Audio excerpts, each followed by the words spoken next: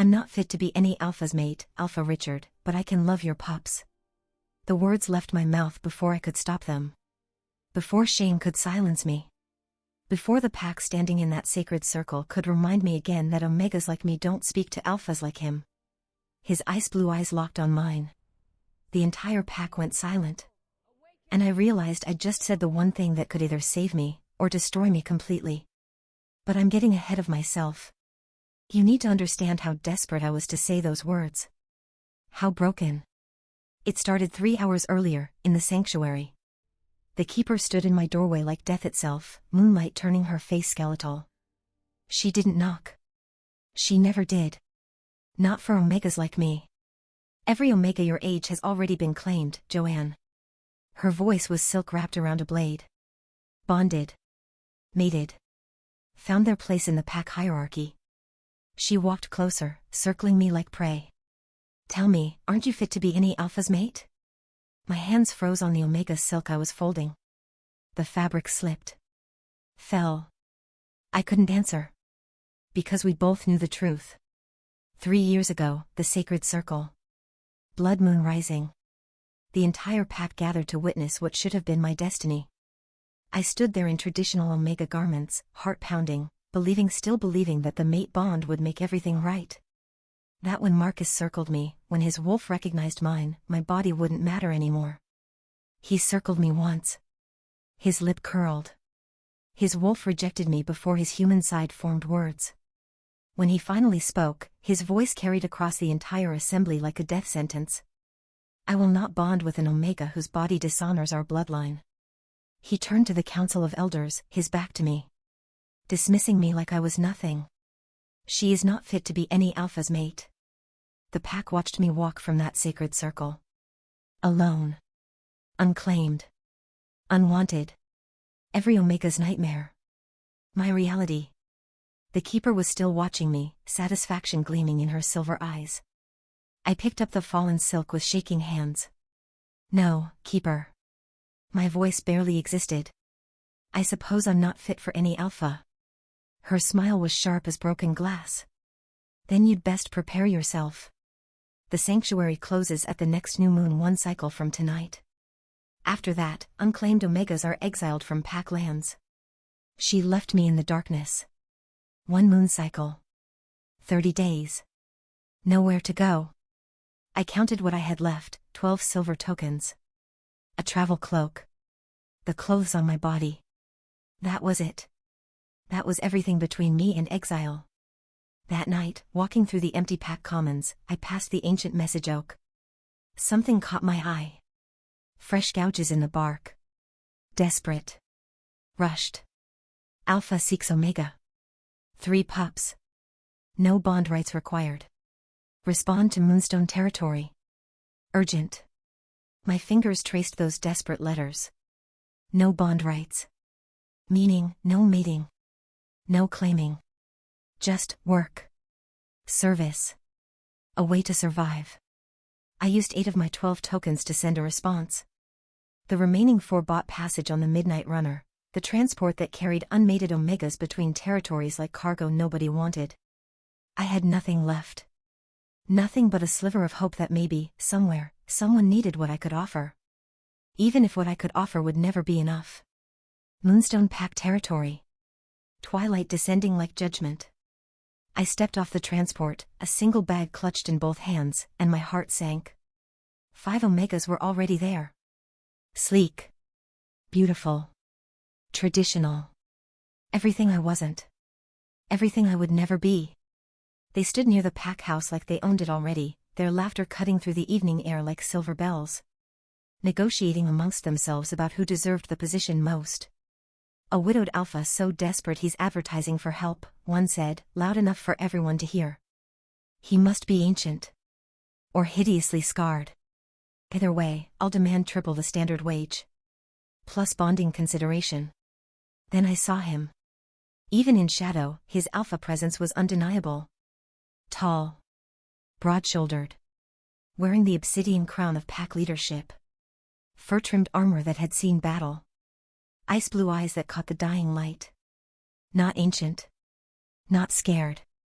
devastatingly, heartbreakingly beautiful. And behind him 3 small figures. Too thin. Too still. Silent in the way children should never be silent. The 5 Omegas approached him like a delegation. Practiced. Elegant. Perfect. Alpha Richard, I presume? Let's discuss terms. What exactly are you offering? His voice was rough. And used. Like he'd forgotten how to speak. Room in the pack house. Food. Protection. Standard Omega wage. The tallest Omega laughed. It wasn't kind. Standard wage for 3 traumatized pups? I'd require triple that, plus my own quarters with a privacy lock, and every 7th day for personal pursuits. Another chimed in, I'll need a clothing allowance. This kind of work destroys fine garments. A third looked at the children with barely masked revulsion. Are they manageable? I won't tolerate feral behavior or emotional outbursts. Richard's jaw clenched. Moonlight caught the pain in his eyes, raw, exposed, devastating. They're grieving. Each word seemed to cost him everything. Their mother, my mate, died bringing the youngest into the world. 3 years ago. They've had 6 Omegas try to care for them. None stayed longer than a moon cycle. Well, that certainly explains the desperation. The tall Omega's tone was ice. I'm afraid your offer is unacceptable, Alpha. Good evening. They turned as one. Already laughing. Already mocking. Richard stood there, alone with his silent, broken pups. And the smallest little girl, no more than 3 years old, had tears streaming down her face. Silent tears. Like she'd learned that crying out loud brought no comfort. Like she'd learned that no one would come. Something in my chest cracked wide open. My feet moved before my mind caught up. I stepped forward. Out of the shadows. The last Omega turned and saw me. Her eyes widened. Then narrowed with cruel delight. Oh, this is rich. What are you doing here? I ignored her.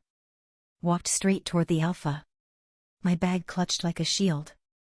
Alpha Richard. I forced my voice steady. I'm Joanne. I sent the Moonlight message. He looked at me. Really looked. Took in my curves.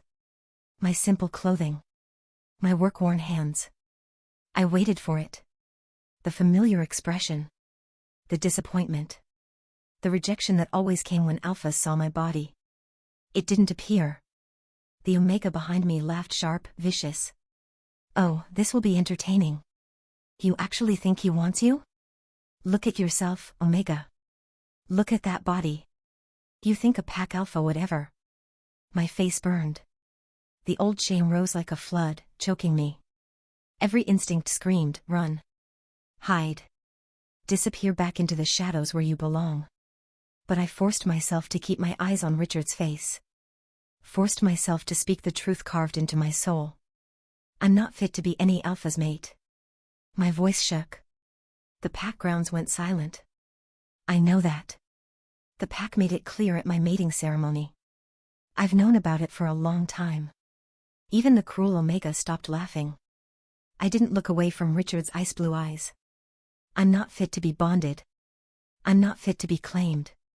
My body doesn't meet Omega standards, and I'll never be chosen for a true mate bond. I took a breath. The smallest pup's tears were still falling silently. But I can love your pups. My voice grew stronger. Steadier. True. I can hold them when they have nightmares. I can sing their mother's songs. I can teach them that it's safe to cry out loud, that grief doesn't have to be silent. I can stay when it gets hard. I can be what they need. I paused. Met his gaze with everything I had left. Even if I'm not what anyone wants. The twilight air hung heavy. Richard's eyes never left mine. In them, I saw something I didn't expect, not pity, not disgust, but recognition. Like he was seeing someone who understood a kind of pain he'd been carrying alone. He asked one question. His voice barely above a whisper. Will you stay even when it's hard? My answer came from somewhere deeper than thought. From the part of me that had survived 3 years of shame and rejection. From the part that refused to give up on being needed, even if I could never be wanted. Yes. I'll stay. Richard turned to his oldest daughter, 9 years old, with her mother's dark hair and her father's devastating eyes. The child who hadn't let anyone touch her since her mother died. Without a word, he lifted her gently and placed her in my arms. The girl's body went rigid with shock. Then, like a dam breaking after 3 years of holding back an ocean, she shattered. She sobbed. Deep, wrenching, primal cries that seemed to come from the center of the earth. She clutched at my clothing, buried her face in my neck, and cried the way she'd been holding back for 3 years. My arms closed around her automatically. Securely. Like they were made to hold this broken pup. I've got you, I whispered into her hair. I've got you, and I'm not leaving. The cruel Omega made a sound of disgust and walked away. But I didn't notice. Because for the first time since my mating ceremony rejection, someone had chosen me. Not for my body. Not for my bloodline. Not because I fit their standards. But because I'd offered my heart to pups who needed it more than anything else. Behind us, the youngest pup baby Mira reached up toward me with uncertain hands. Richard's voice was rough when he finally spoke. This is Lyra. She's 9. Thomas is 6. The boy stood frozen, watching with huge eyes. And Mira is 3. He paused. Looked at me with something that might have been hope struggling against despair. Welcome to Moonstone Pack, Omega Joanne. And in that moment, standing in the twilight with a sobbing pup in my arms and 2 more looking at me like I might be a miracle they were afraid to believe in, I understood something profound. I might not have been fit to be any alpha's mate. But I was exactly what this shattered family needed to learn how to heal. And maybe, just maybe, they were what I needed to learn how to believe in myself again. The transport arrived at Moonstone Pack territory as twilight descended. Joanne stepped onto the pack grounds. 5 Omegas were already there, sleek, beautiful, their laughter cutting through the evening air. Can you imagine? A widowed alpha so desperate he's advertising for help? I'll demand triple the standard wage, plus bonding consideration. At the far end stood Alpha Richard. Tall, broad-shouldered, wearing the obsidian crown. Ice blue eyes catching the dying light. Behind him, 3 small figures. 2 thin. 2 still. The 5 Omegas approached. Alpha Richard? Let's discuss terms. Room in the pack house. Food.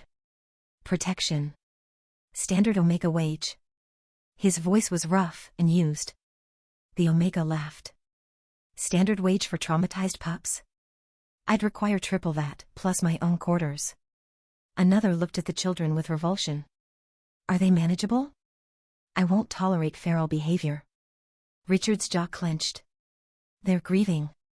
Their mother died bringing the youngest into the world. 6 Omegas have been tried. None stayed longer than a moon cycle. Well, that explains the desperation. Your offer is unacceptable. They turned as one, heading back to the transport. The smallest child had tears streaming silently down her face. Like she'd learned, crying brought no comfort. Something in Joanne's chest cracked open. She stepped forward. Elena, the last Omega, turned, eyes narrowing. What are you doing here? Joanne walked straight toward the Alpha. Alpha Richard, I'm Joanne. I sent the moonlight message. He looked at her. Really looked. Took in her curves, her simple clothing, her work-worn hands. She waited for the familiar disappointment. It didn't appear. Elena laughed viciously. You think he wants you? Look at yourself, Omega. Look at that body. Joanne's face burned, but she kept her eyes on Richard's face.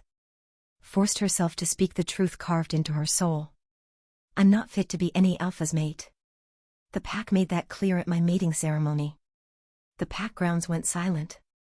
I'm not fit to be bonded. I'm not fit to be claimed. My body doesn't meet Omega standards. She took a breath. The smallest pup's tears were still falling. But I can love your pups. I can hold them when they have nightmares. I can teach them it's safe to cry, that grief doesn't have to be silent. I can stay when it gets hard. Her voice grew stronger. Even if I'm not what anyone wants. Silence hung heavy. Richard's eyes never left hers. In them, she saw not pity or disgust, but recognition. Like he was seeing someone who understood pain he'd been carrying alone. He asked one question, will you stay even when it's hard? Yes. I'll stay. Richard turned to his oldest daughter, 9 years old, with dead eyes. The child who hadn't let anyone touch her since her mother died. Without a word, he placed her in Joanne's arms. The girl went rigid. Then, like a dam breaking, she shattered. Deep sobs that seemed to come from the center of the earth. She clutched at Joanne, buried her face in her neck, and cried the way she'd been holding back for 3 years. Joanne's arms closed around her. I've got you. I'm not leaving. Elena made a sound of disgust and left. But Joanne didn't notice. For the first time since her rejection, someone had chosen her. Not for her body, but because she'd offered her heart. Richard's voice was rough. This is Lyra. She's 9. Thomas is 6. Mira is 3. He paused. Welcome to Moonstone Pack, Omega Joanne. The journey to the pack house revealed what she'd accepted. Overgrown paths. Dark windows. Gardens wild with abandonment. This was a family drowning in grief, and Joanne had promised to pull them back to shore. The pack house swallowed Joanne whole. Unwashed dishes piled in the sink, crusted with days-old food. Laundry overflowed from baskets. Through the window, she could see the garden Dorothy had planted, now choked with weeds. This wasn't neglect born of laziness. This was a man who'd kept his children breathing but forgotten how to help them live. Richard showed her to the Omega quarters, a small room at the east wing. You'll have privacy. The pups' rooms are upstairs. He left before she could respond. That first night, Joanne waited until the house fell silent.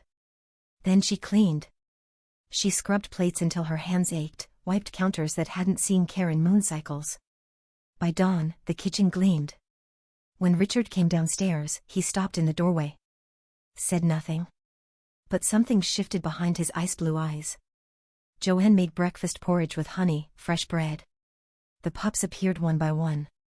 Mira clung to the doorframe, watching. Thomas crept in silently. Lyra came last, her gaze hard. You won't stay, Lyra said. None of them do. Joanne set a bowl in front of her. I'm still here. It's only been one night. 6 Omegas have been tried. They all leave when it gets too hard. Then I'll be the 7th who stays.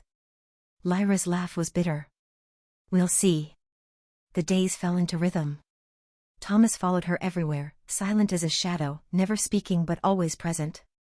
Mira would reach for her, then flinch away, as if expecting touch to hurt. Joanne learned to move slowly, to let the child come to her. Richard was a ghost in his own home.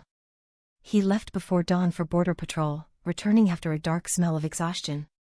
He spoke to his pups about practical things, eat your food, go to bed, but never about their mother. At night, Joanne would hear Mira crying through the walls. She'd find Lyra in the kitchen at midnight, trying to prepare breakfast with trembling hands. Thomas would wake screaming from nightmares. This wasn't just a home that needed cleaning. This was a family that had forgotten how to be whole. The first night Joanne found Christopher in the kitchen, she was washing dishes at midnight. The Beta Elder watched her work. You're the first Omega who's looked at those pups and seen children instead of obstacles, he said quietly. Joanne dried her hands. They deserve better than what they've had. They do. Christopher moved toward the door, then paused. Don't prove them right by leaving. I gave my word. I stay even when it's hard. It will be hard. The grief in this house is old and deep. Dorothy's memory lives in every corner. I know. Joanne looked around the kitchen. Dorothy's herbs still hung from the rafters. Her favorite cup sat untouched on the highest shelf. Her absence filled the house more completely than her presence ever could have. But grief isn't the enemy, Joanne said softly. Forgetting how to live is. Christopher nodded and left her alone with the dishes and the ghosts and the sleeping family upstairs who'd forgotten what it felt like to hope. Lyra was 9 years old and had forgotten how to be a child. Joanne watched her move through the pack house like a miniature Luna waking before dawn to dress herself, checking on Thomas and Mira, attempting breakfast with hands too small for the heavy pots. She never asked for help. Never accepted it when offered. On the third morning, Joanne found her in the washroom, struggling with a needle and thread, mending Thomas's shirt. Let me help, Joanne said. Lyra's head snapped up. I don't need help. I have to do this. Nobody else will take care of them.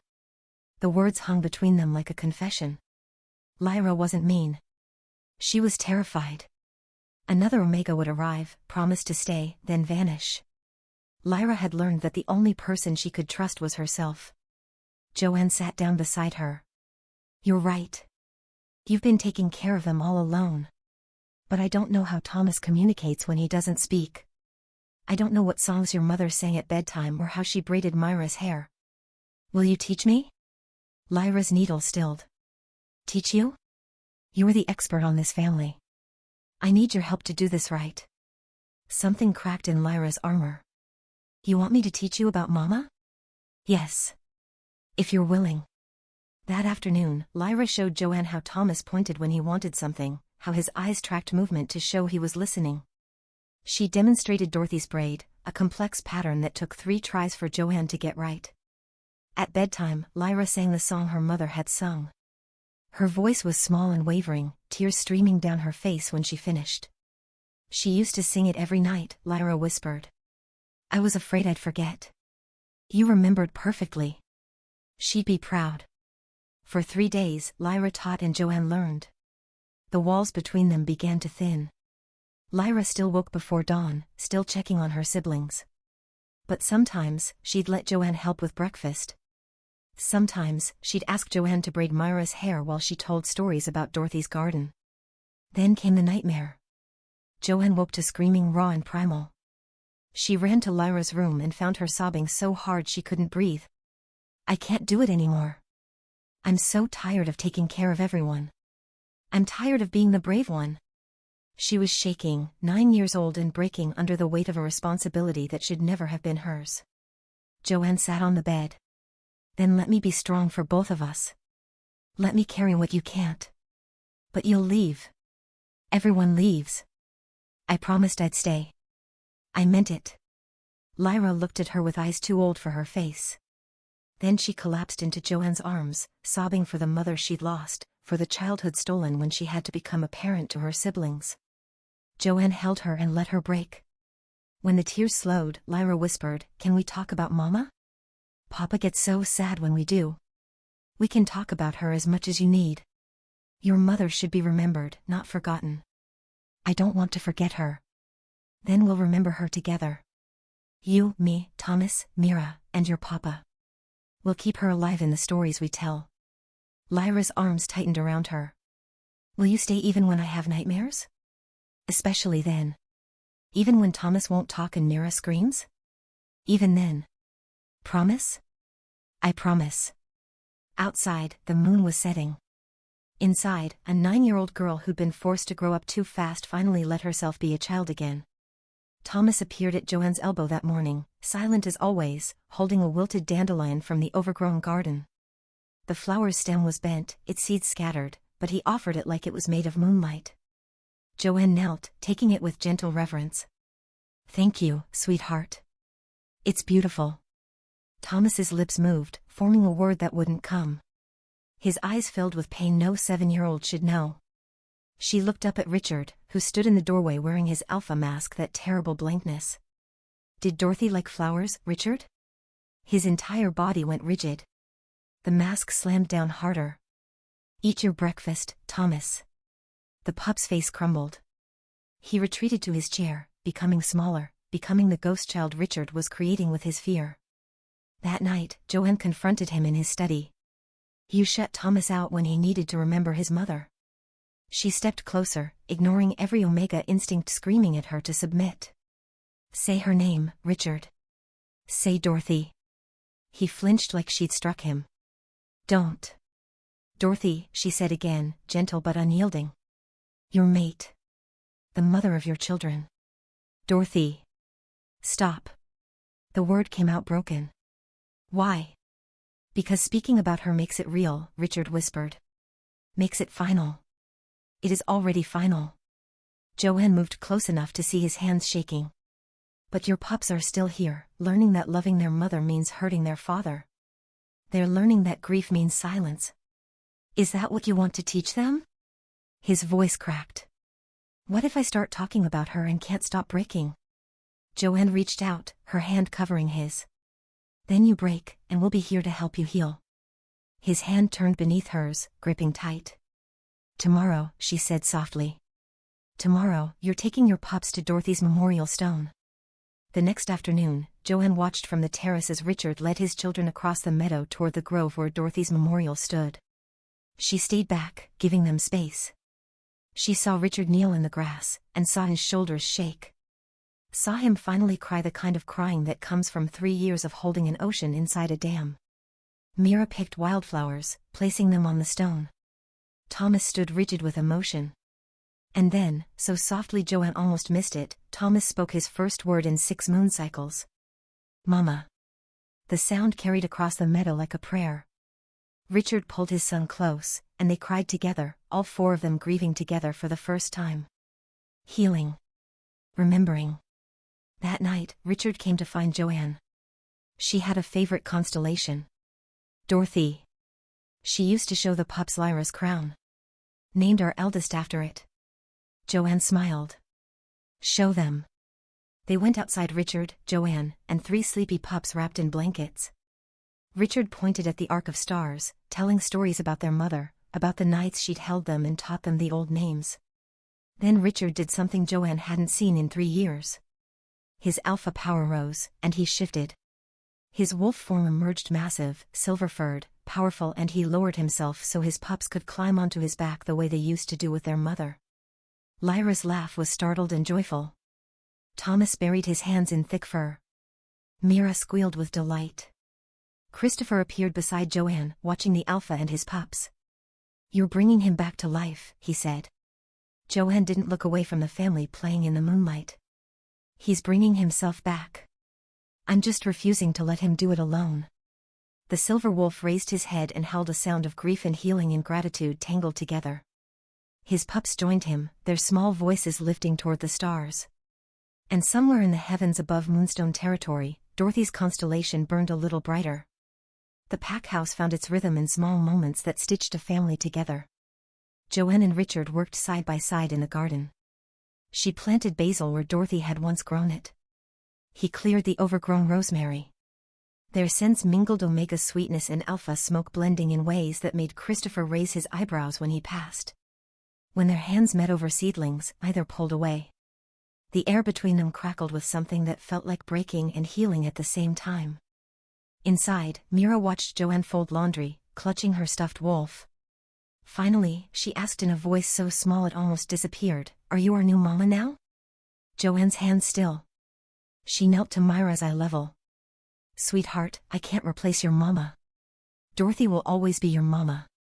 Myra's bottom lip trembled. "But she's on the moon now.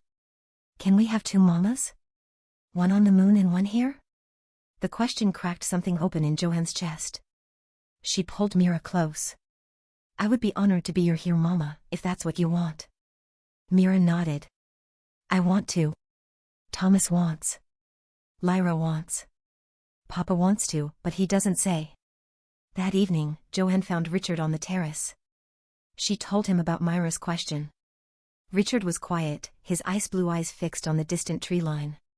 Then he said softly, "Dorothy would have loved you. She would have loved how you see them. How do you let them be children again?" He took a breath. "How you see me." The words hung between them like a promise or confession or prayer. Their bond hummed in the space between their bodies. Neither could name what was growing between them. But both felt it like gravity was inevitable, dangerous, impossible to resist. The next day, after pack council, Marcus stepped into Joanne's path outside the meeting house. He looked the same as when he'd rejected her 3 years ago, sharp cheekbones, cold amber eyes. "People are talking, Omega." He crossed his arms. "The arrangement isn't proper. An unmated Omega in an Alpha's household with pups? The council has concerns." Joanne's face burned. "I'm employed as a caretaker. Your scent is all over his pack house. Over his pups. Over him." Marcus leaned closer, voice poisonous. "You're playing at being lunar when you were deemed unfit for any alpha.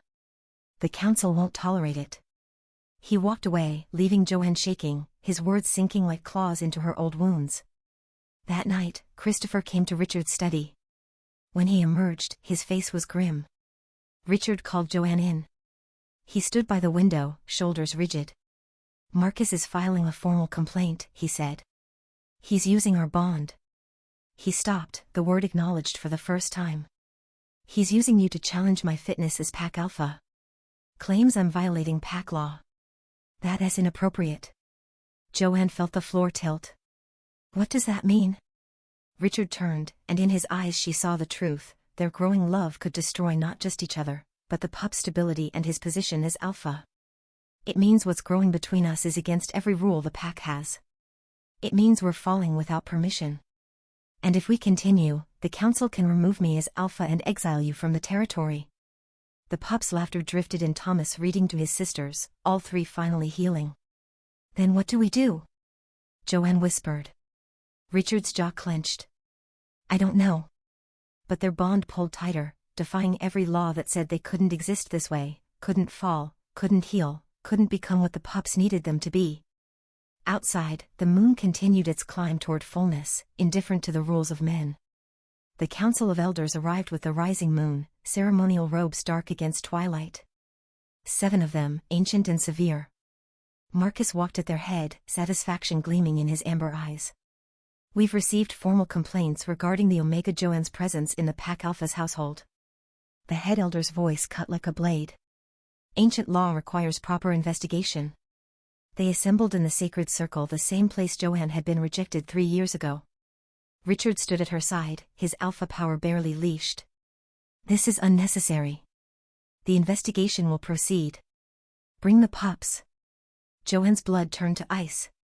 They interrogated Lyra first, the 9-year-old standing small and frightened while the council loomed like shadows. "Has the alpha shown inappropriate affection toward this Omega in your presence?" Lyra's eyes went wide. "Papa hugs her sometimes? When she's sad? Does he visit her quarters at night?" "No. Papa would never."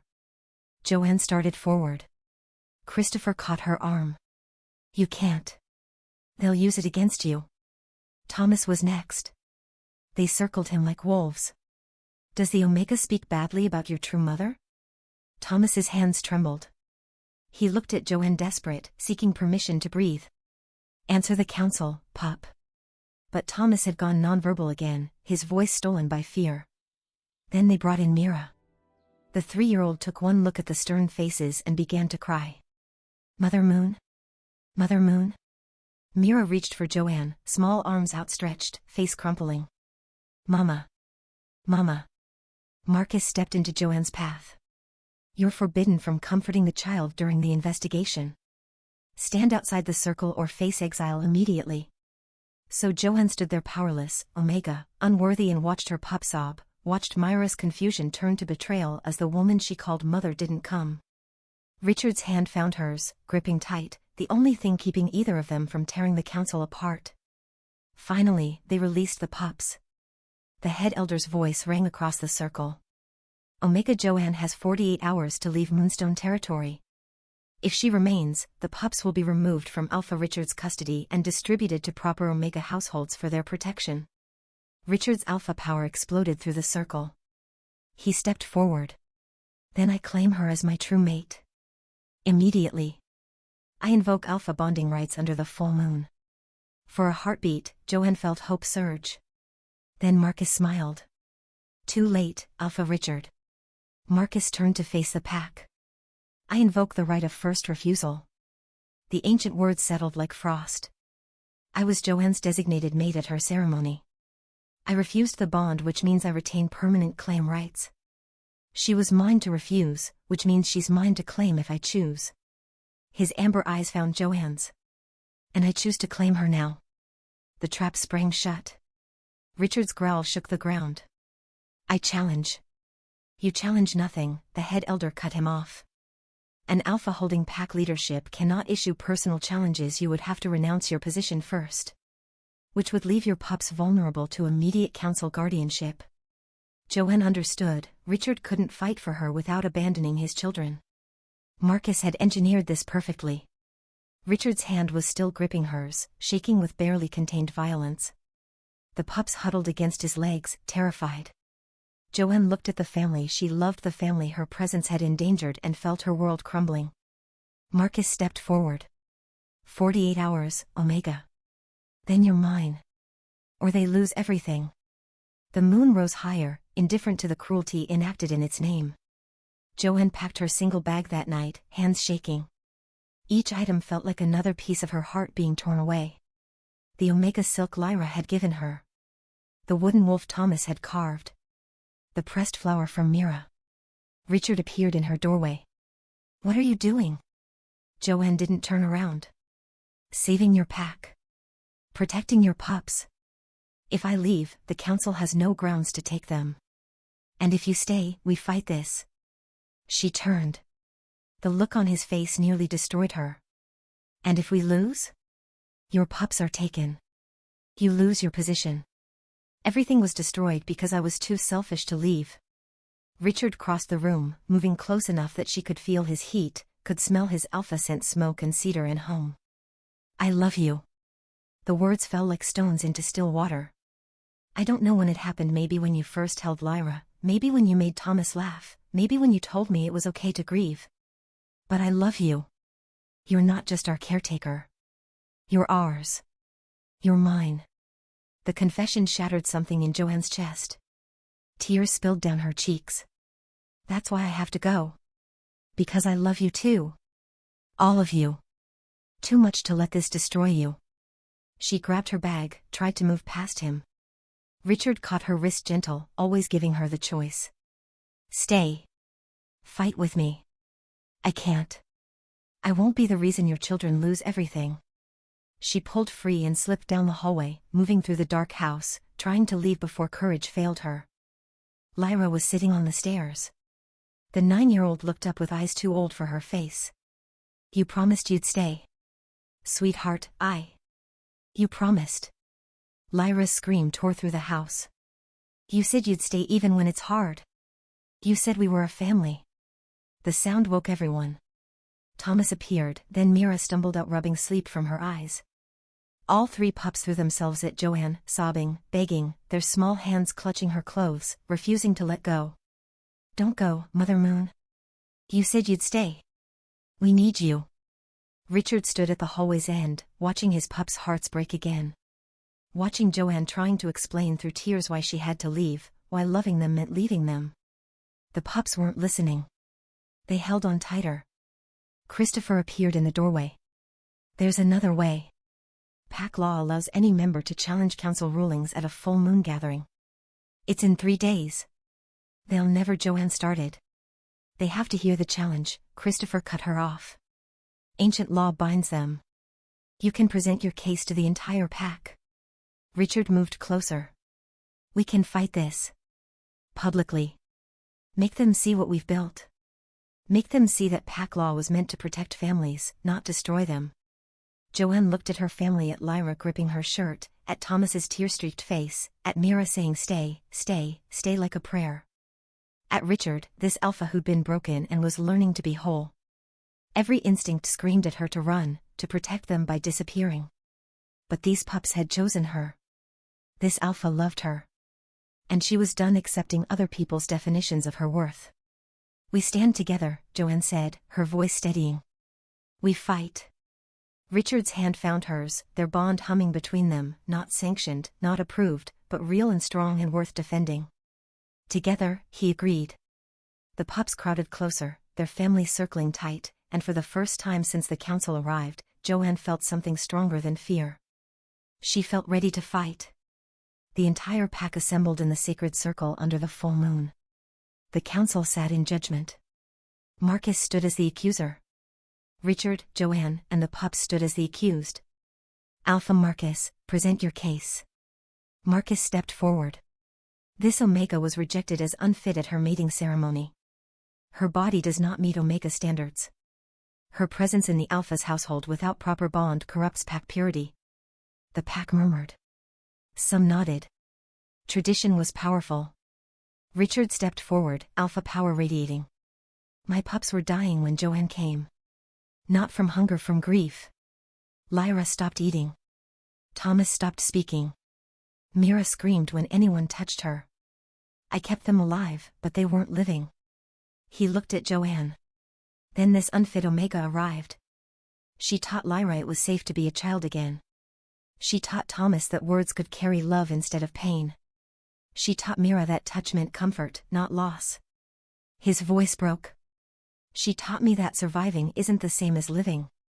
Lyra walked into the circle's center, 9 years old but fierce. My first mother died 3 years ago. It hurt so much I thought I'd die too. Mother Moon didn't try to replace Mama. She held us when we cried for Mama. She sang Mama's songs. She taught us we could love them both. The pack healer stood. I've treated these pups since birth. Before Omega Joanne, they were fading. Now they're thriving. Warriors stood. We've watched our alpha return from the dead. He shifted for the first time in 3 years. Omegas rose. We judged her wrongly. We measured worth by alpha desire instead of by love given. Finally, Joanne walked into the center, every eye on her. Her voice shook but didn't break. 3 years ago, Alpha Marcus told me I wasn't fit to be any alpha's mate. He said my body dishonored the bloodline. I believed him. I let that rejection define my worth. She looked directly at Marcus. You said I was unfit. But these pups don't see an unfit Omega. They see the Omega who held them through nightmares. Who planted their mother's favorite herbs. Who showed them it's safe to love again. Her voice strengthened. You say I'm not fit to be in this family. But they chose me when I was broken and rejected. They saw past my body and loved my heart. They saw past pack standards and loved my soul. She turned to face the pack. I'm not the Omega you would have chosen for your alpha. I'm not thin or traditionally beautiful. I don't fit your breeding standards. But I am the Omega these pups needed.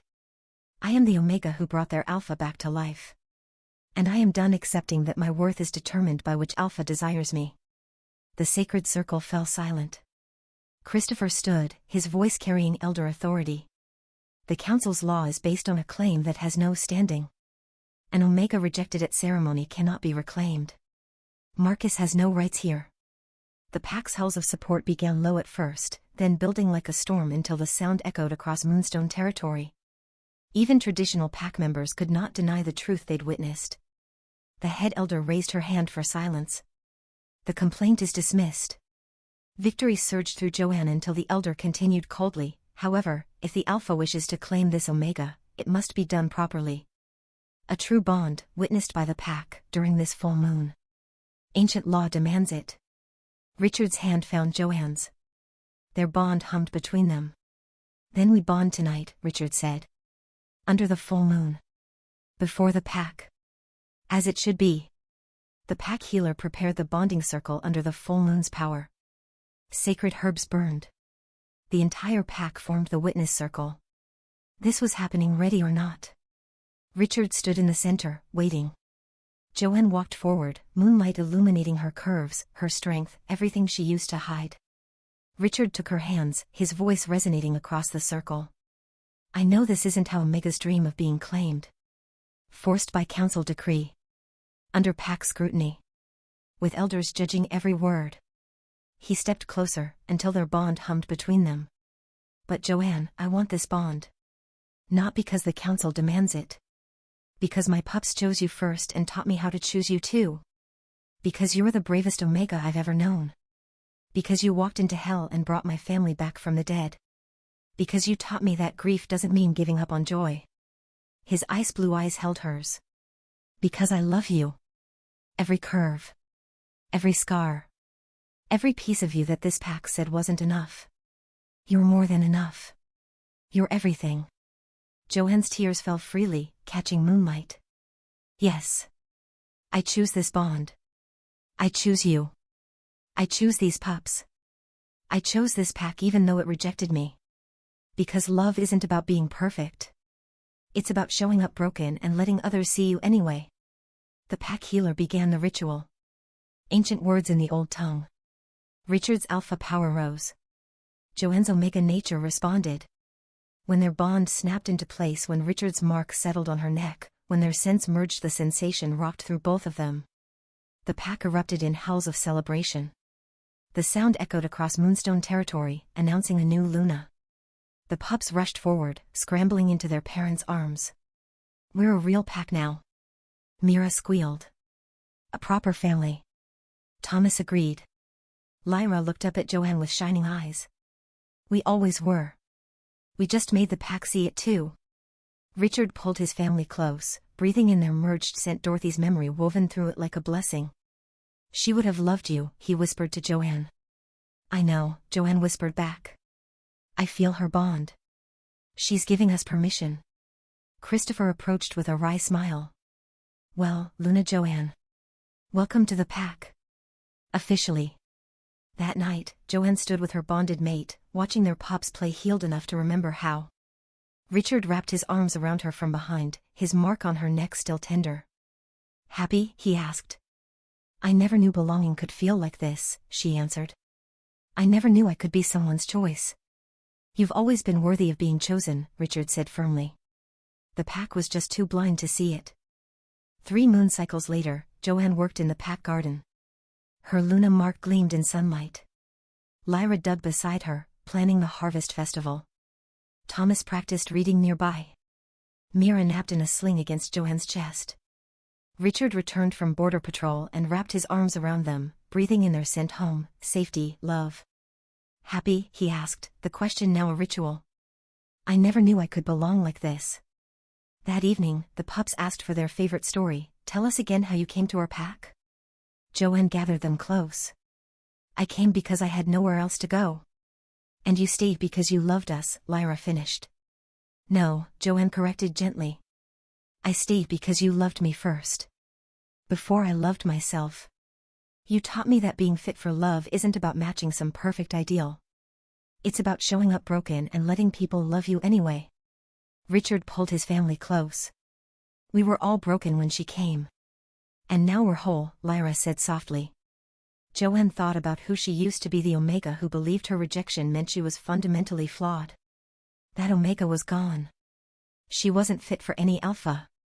She was exactly right for this alpha, these pups, this pack, this life. The moon continued its eternal cycle. Below, a family built from broken pieces had become unbreakable, not because they were perfect, but because they chose each other when perfection failed them. In the garden where Dorothy's herbs grew again, Joanne sometimes felt a gentle presence, a blessing from the Luna who came before.